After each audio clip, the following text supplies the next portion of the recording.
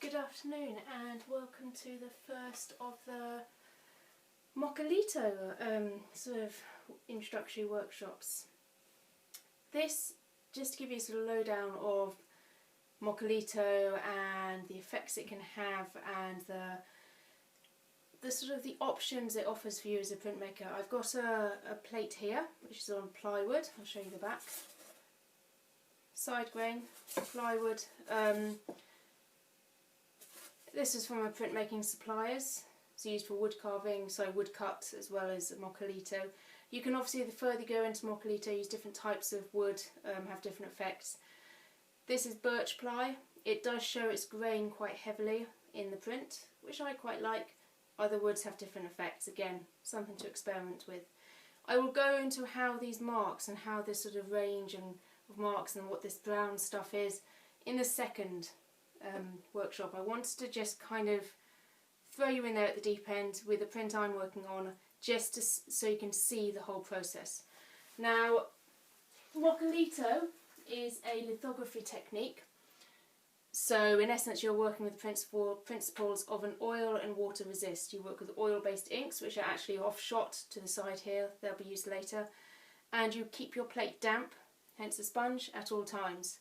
Mokulito tends to make your sponges quite, you can see, inky, so I have separate sponges for Mokulito lithography as to other areas of lithography. The first thing I need to do is actually wash the plate, because there's been a etching or stabilising solution of gum arabic sitting on here for quite a while. So I'm just going to go off shot, and I'm literally taking this to my kitchen sink and I'm giving it a good clean, just running the tap over the top.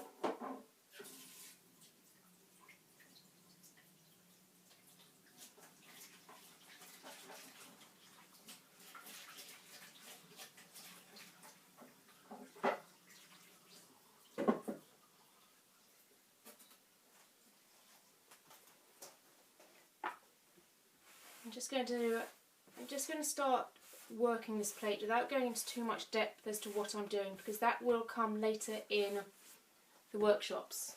So this is a case of just watching, learning, having an experience of what's going on with Mokulito. What I've got here to the side, and I hope you'll probably get a bit of it in shot, is some black litho ink.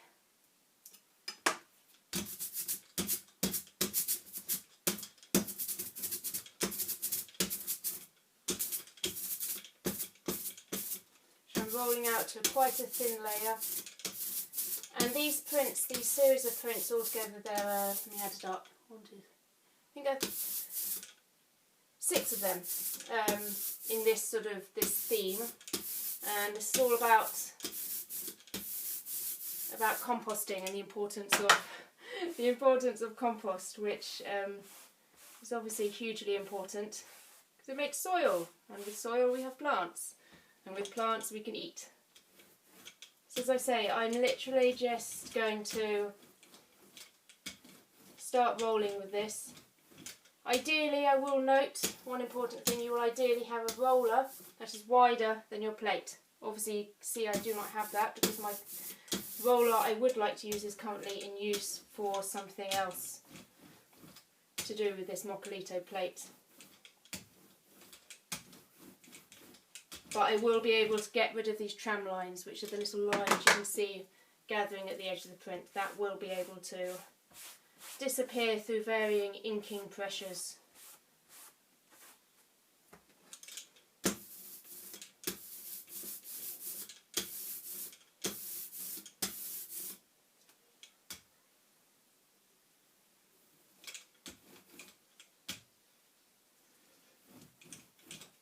Mokulito's it's a very beautiful, I think, way of lithography, because you can do it at home. You can hand print it. I'm just putting a bit more black ink on my roll-up surface. You can hand print it with a printing baron. You do not. I'm going to print it on the press here. You do not need a press. You get some beautiful results hand printing, and it's using, plywood, or it doesn't have to be plywood. It could be a solid wood. I'm doing trials into end grain, solid wood end grain, so I can avoid the use of the plywood glues.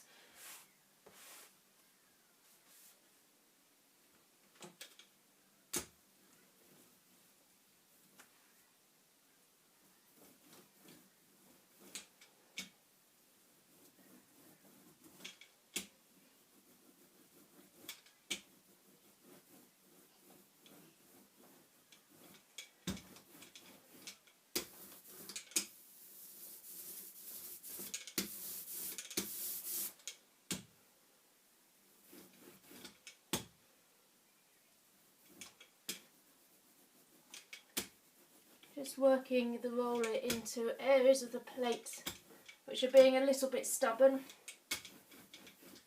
It's quite a warm day today, which is, because you're working with damp plates, which you want to keep perpetually damp, is not really ideal for litho. But you know, means must, and you can make it work.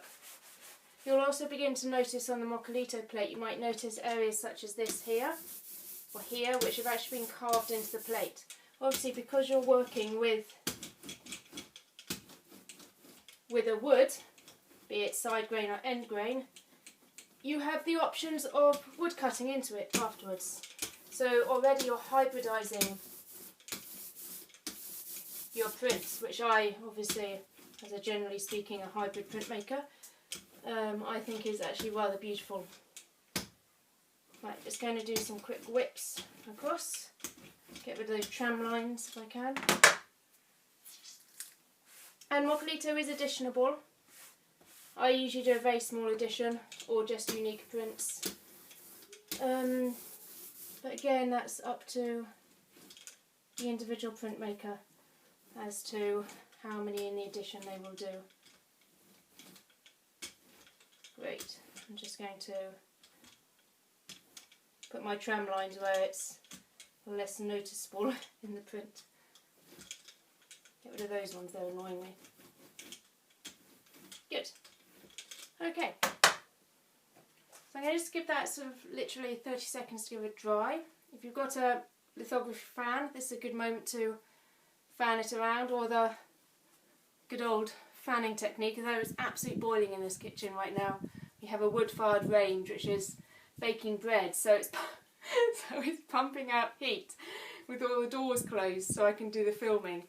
So I am in an incubator, so I'm kind of melting. Okay, you can kind of see the effect you're getting already. I mean, you never, don't worry about getting it bone dry and printing this, that should be fine. Now, I'm going to get some paper fingers, so I'm going to get ink on my printing plate. Earlier today, as in half an hour ago, I printed, with the help of my 6-year-old daughter, this background. It's just a flat yellow with an element of dry point, that's that black area down the bottom. That is a background for this Mokulito plate. I'm just going to lay that on the press. Before I forget, I always put it under the press with the key thing I want. You can hear got a lovely thin rollover. It's a sort of burnt ombre brown. I'm going to roll that over the plate.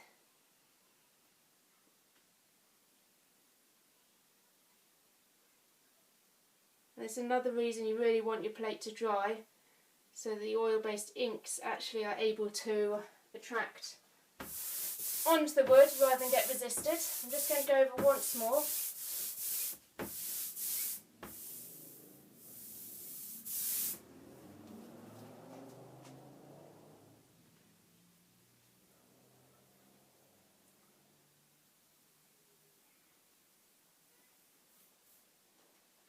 Beautiful.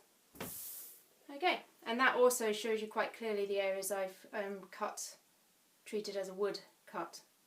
Okay, I am printing this plate face down. You'll see on my press. The reason I'm printing it face down probably because I've been rather lazy with my registration, and I didn't bother setting up a registration plate. Which is pure laziness, I suppose. What I'm going to do now is I'm going to slide my paper, and this is a technique established because I always forget to make a registration plate and I flip it over. Ideally I want the pressure applied from above with blanket so I get a nice emboss on the back of my print. Blankets are going down. And you could add runners to your press, it depends on what the pressure is. I haven't done here, hence why I'm just kind of feeling where the plate is so it doesn't shift and nudging it in, which again is a sort of a weird technique that I'm sure many technical printmakers out there will probably scoff at. So apologies, please use runners. Okay, paper fingers. This might be off shot, so I'll just bring it around. Beautiful. Thank goodness that worked. That was a one-off. I only had one of those. The pleasures of unique prints. Just going to get a piece of tissue paper actually, hang on. A couple of sheets of tissue. There's a splat of water there. There we go. Lay that down. So there we have a Mokulito print. Overlaid obviously in this particular instance with a dry point base and a flat yellow. These prints actually have one more layer to go. They're part of a series. I'll show you the other one in the series. Like that. This is another one. So they would have a... I now go back into my Mokulito plate and remove some areas with the wood cutting tools, and I print a transparent grey on top of the figures and a darker brown in certain areas.